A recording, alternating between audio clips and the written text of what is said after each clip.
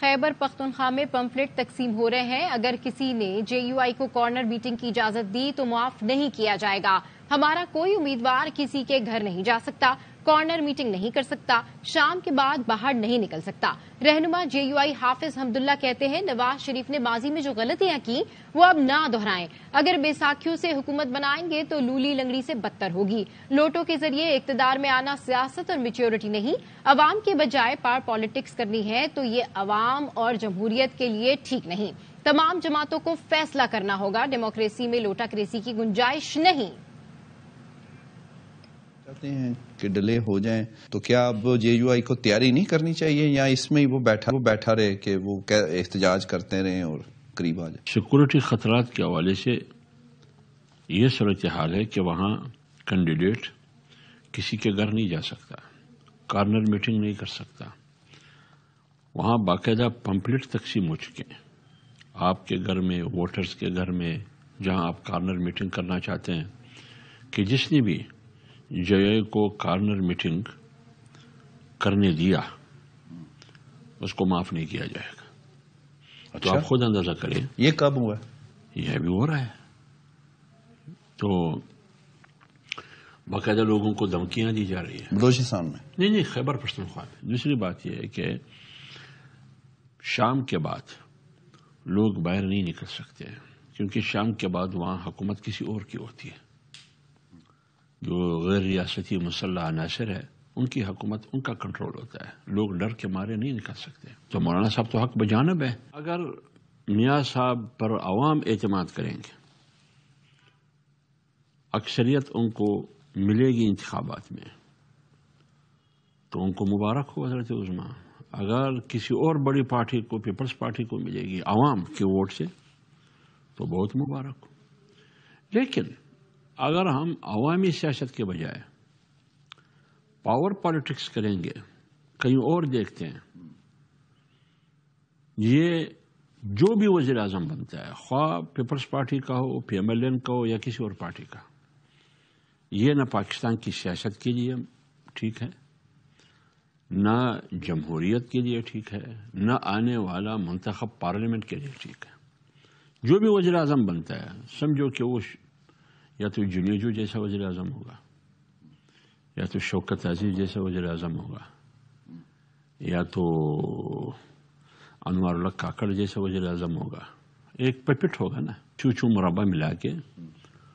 یہ تو وہی لوگ ہیں نا, وہی بیساکھیاں ہیں جن بیساکھیوں پر ان کی حکومت کڑی تھی عمران خان کی.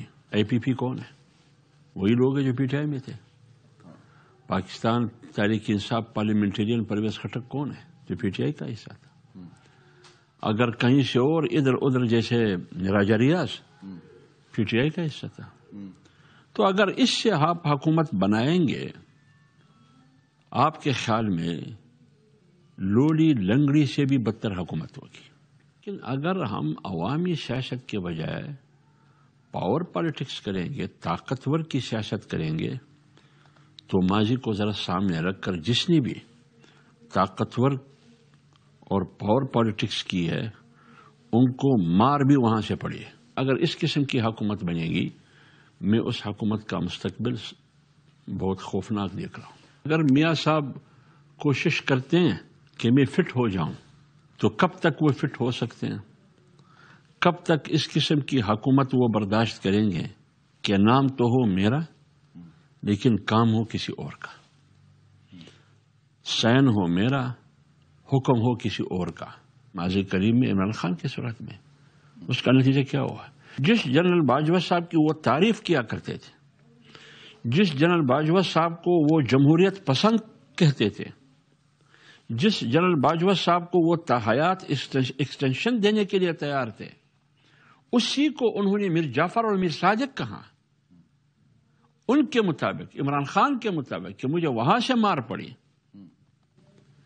پھر آپ اندازہ لگائیے کہ اگر اس قسم کی سیاست جمہوریت ہم کریں گے تو پھر ماضی کو سامنے رکھ کر اس کا انجام بہت برا ہوگا. ہر وہ آدمی جو وزارت کے لیے,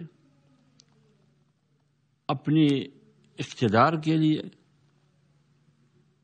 پارٹیوں کو تبدیل کرتے ہیں موسمی پرندے کی طرح، جس کو ہم پاکستان کی سیاسی اصطلاح میں سیاسی لوٹے کہتے ہیں۔ ہر پارٹی پاکستان کی اگر جمہوریت چاہتی ہے وہ پارٹی، تو تمام پارٹیوں کو یہ فیصلہ کرنا ہوگا کہ لوٹا کریسی میں، ڈیموکریسی میں لوٹا کریسی کی گنجائش نہیں ہے، اور جہاں بھی لوٹا کڑا ہو تمام پارٹیاں متحد ہو کے ان کی گرانے کی کوشش کریں تاکہ وہ پارلیمنٹ آ ہی نہ سکے۔ وہ غلطی جو ماضی میں ہم کر چکے ہیں یا میاں صاحب سے ہوئے، ان غلطیوں کو نہیں دہرانا چاہیے۔ وہ خود میاں صاحب سمجھتے ہیں کہ غلطیاں کیا ہے۔ اگر آپ اقتدار تک پہنچتے ہیں، وزیر اعظم بننا چاہتے ہیں لوٹوں کے ذریعے، اس قسم کی بیساکھیوں کے ذریعے، ادب کے ساتھ، احترام کے ساتھ، پھر تو یہ پالیٹکس نہیں ہے، یعنی یہ میچورٹی بھی نہیں ہے، سیاسی میچورٹی، یہ اصولی سیاست بھی نہیں ہے، یہ وصولی سیاست ہے۔ اقتدار حاصل کرنا وصولی سیاست